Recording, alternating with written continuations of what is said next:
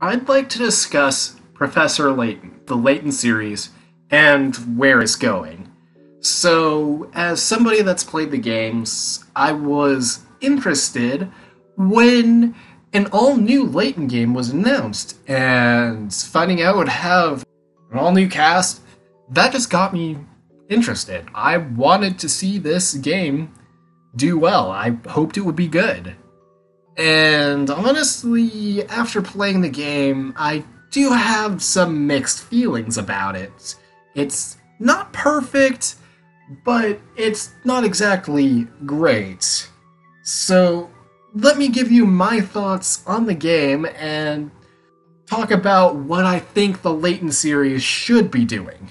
Now, the very first difference is that this is a multiple case format, like Ace Attorney, except, well, there are more cases and they are shorter. It still plays like the Layton games that came out before it, but yeah, it's just a series of small mysteries that are supposed to connect to a larger mystery, and honestly, for the most part, they don't connect very well.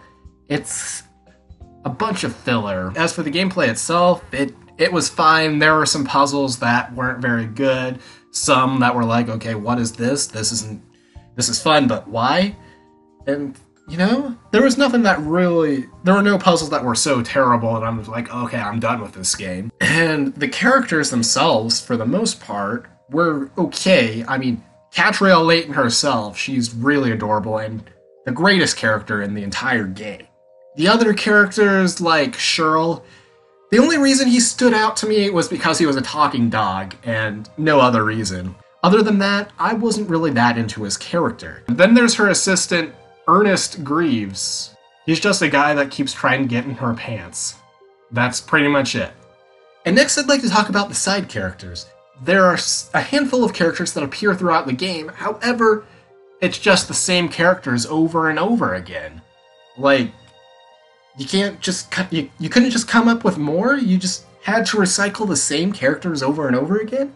It got tiresome seeing the same people in every case. I do find it kind of interesting that a random side character from Asran Legacy made it into this game. That's kind of funny. I did like the ending and some of the reveals that came up. It was really interesting. But here's the thing. There are some things that I didn't like. One of the major plot points that was showed in all the trailers and stuff was the fact that Layton was missing. Guess what? The game has next to nothing to do with that plot point. The fact that Layton's missing comes up every now and then, but you're not actively looking for him, and it's treated like a major point in the game, and the game does nothing about it. In the end, Layton isn't even found. We don't know where the heck he went. It's just ridiculous. But for the series to continue, they really need to make some changes to the gameplay. And honestly, I'm not really big on the multiple case format for the Layton series. I don't think it works very well. Still a solid game, but I don't really like that format. So they'll need to make some changes to the gameplay, come up with some better puzzles, and come up with some more interesting characters, and not recycle the same few over and over again. Also, the story is overall one of the weakest, better than Curious Village, but still pretty weak. Honestly, after coming from the prequel trilogy, which had Layton saving the world in the end, having a story like this was pretty underwhelming. Like, I know they want to make it more simple, but you can't go from something exciting to underwhelming. It just doesn't feel right. Anyways, that is all I have to say on this subject. Have a good day and goodbye.